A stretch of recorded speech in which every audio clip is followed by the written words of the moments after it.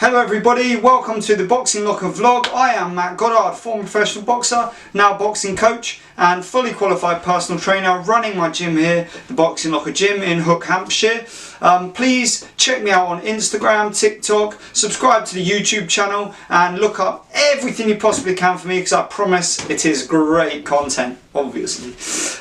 So today I'm going to talk about possibly the biggest fight in the history of women's boxing, the Undisputed lightweight contest between the legend, the absolute legend of women's boxing, that is Katie Taylor, who by the way doesn't get anywhere near enough credit for what she's done for the sport, women's boxing in particular, and Amanda Serrano, the cross-platform superstar who is incredibly talented and a very good puncher. So, first things first, you're looking at Katie Taylor, who's unbeaten, although very lucky to be so, I believe. I personally thought she lost her fights to Delphine Persoon, but you know, that's judging. It is what it is. The record says what it says. Not a huge puncher, 20-0 with only 6 knockouts, but you know, exceptionally talented. We'll get deeper into that in a second because there's something I want to discuss specifically about Katie Taylor that's really important to take note of, I think.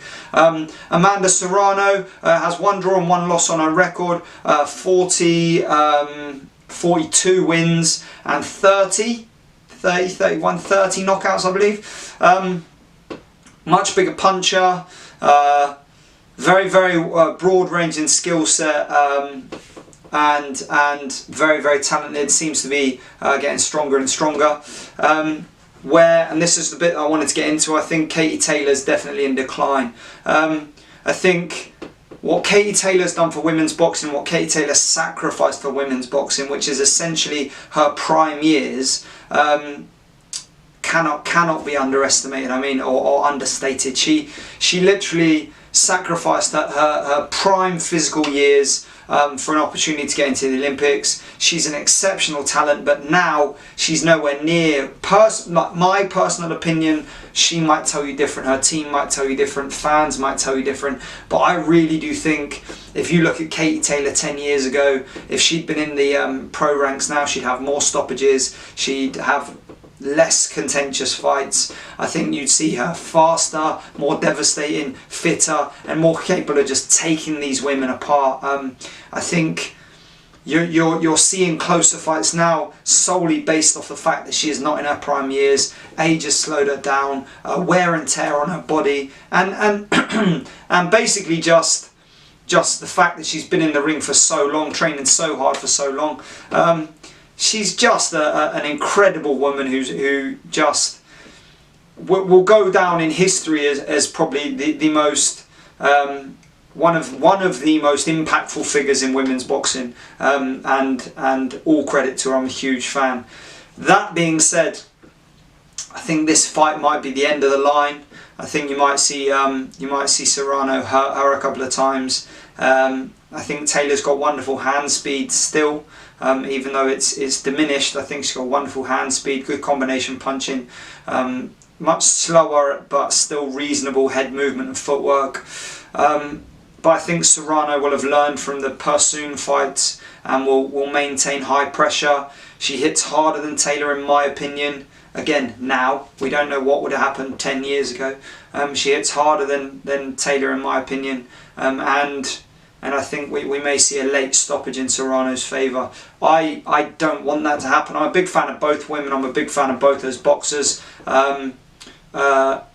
And they both carry themselves very well and are great role models for women's boxing and boxing in general. It's great that Jake Paul's got behind Serrano and is helping promote her and raise her profile. That's important. She's reaching a different market, a different group of people where necessarily she wouldn't be if it was just a regular promotion, and that's the same now with Katie Taylor. That cross-platform, Matchroom, Jake Paul kind of vibe will really blow the show up with the younger generation, and that's a good thing. Can only be a good thing for women's boxing.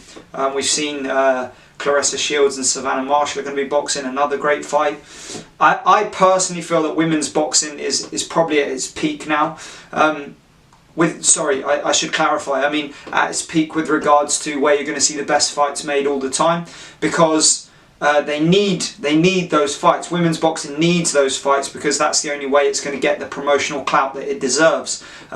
Men's boxing, they can keep sort of messing around and not making fights. Crawford, Spence, Canelo, Golovkin 3, Mayweather against a lot of different people, Pacquiao against a lot of different people. All those fights that they can avoid as long as they want now because it already has that financial clout, which women's boxing now is just starting to come to the forefront of, and well deserved, I might add. And you're seeing that because they're just forced to keep making these incredible fights, which is how boxing should be. That's what made boxing the best sport in the world for so long, and hopefully it continues for a good few years before inevitably it gets diluted like the men's boxing, when promotional outfits start separating and refusing to let their competitors box, which is a miserable outcome. But I think that's what's going to happen. Anyway, moving back to the Taylor Serrano fight, I went off on a tangent, I'm sorry.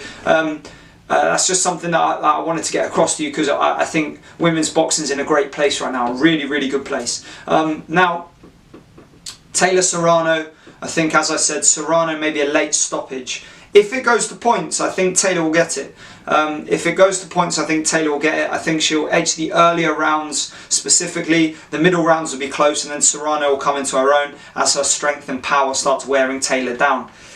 Now, will it get to the cards? I don't think so. However, if it does, I'm picking Taylor win. Okay, so we'll go with Taylor unanimous decision, and will become undisputed champion if it goes to the cards. However, my personal opinion is that Serrano will stop it late, rounds 10, 11 or 12. I don't think it'll be a knockout. I just think it'll be a ref stop contest, jump in, call it off. And that's my pick for that. There we have it, guys. Sorry my voice went a couple of little times in there. I've been talking a lot for these videos and it's wearing me down. I'm not used to all the talking. I'm usually just shouting at people and throwing punches. So I hope you enjoyed that video. As always, please subscribe, click like, do all that good stuff, comment, let me know your thoughts. I'd love to hear what everyone's opinions are on the women's division. There's loads of other good names coming through. You've got Alicia Baumgardner, you've got Michaela Mayer. There's so many cool names coming through in all sorts of divisions. Again, the Clarissa Shields, Savannah Marshall, and I just want to hear what everyone's got to say about that.